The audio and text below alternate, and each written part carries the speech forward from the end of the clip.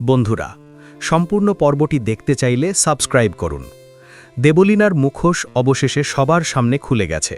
হাসপাতালে কুসুমকে খুন করতে এসে সে পুলিশের হাতে হাতে নাতে ধরা পড়ে যায়। ইন্দ্রাণী গাঙ্গুলি আগেই সব পরিকল্পনা করে রেখেছিলেন। সিসিটিভি ফুটেজ আর পুলিশের সাহায্যে তিনি দেবলীনার সমস্ত অপকর্মের প্রমাণ জোগাড় করেছিলেন। আর ঠিক সেই কারণেই দেবলীনা যখন কুসুমকে আঘাত করতে যাচ্ছিল, তখনই পুলিশ এসে তাকে গ্রেপ্তার করে। কিন্তু এখানেই শেষ নয়। গ্রেপ্তার হওয়ার পরেও দেবলীনা এক ভয়ঙ্কর চেষ্টা করে বসে। সে হঠাৎ করে ইন্দ্রাণী গাঙ্গুলির গলায় ছুরি ধরে তাকে জিম্মি করার চেষ্টা করে। পুরো হাসপাতাল তখন আতঙ্কে থমকে যায়। দেবলীনা চিৎকার করে বলতে থাকে কুসুমই নাকি তার জীবনের সব কিছু নষ্ট করে দিয়েছে।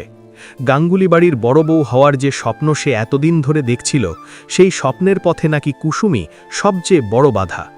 এই ভয়ঙ্কর পরিস্থিতিতে সবাই যখন হতবাক, তখন ছোট সাহেব সামনে এগিয়ে আসে।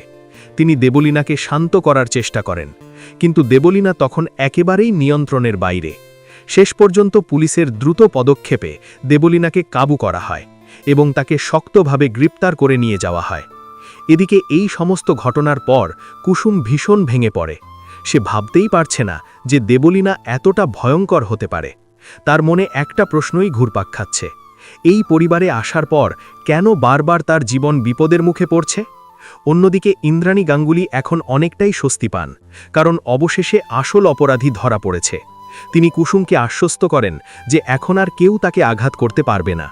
কিন্তু গল্পে এখানেই নতুন মোড় আসে।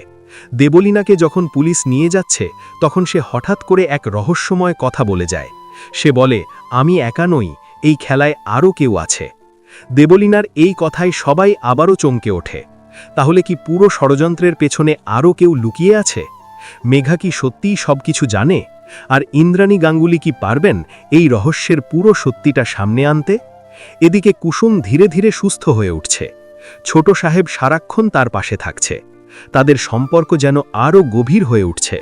কিন্তু গাঙ্গুলি পরিবারের অন্দরমহলে এখনও যেন অশান্তির ছায়া রয়ে গেছে। তাহলে কি সত্যিই সবকিছু শেষ হয়ে গেল, নাকি গল্পে এখনও বাকি আছে আরও বড় কোনো চমক?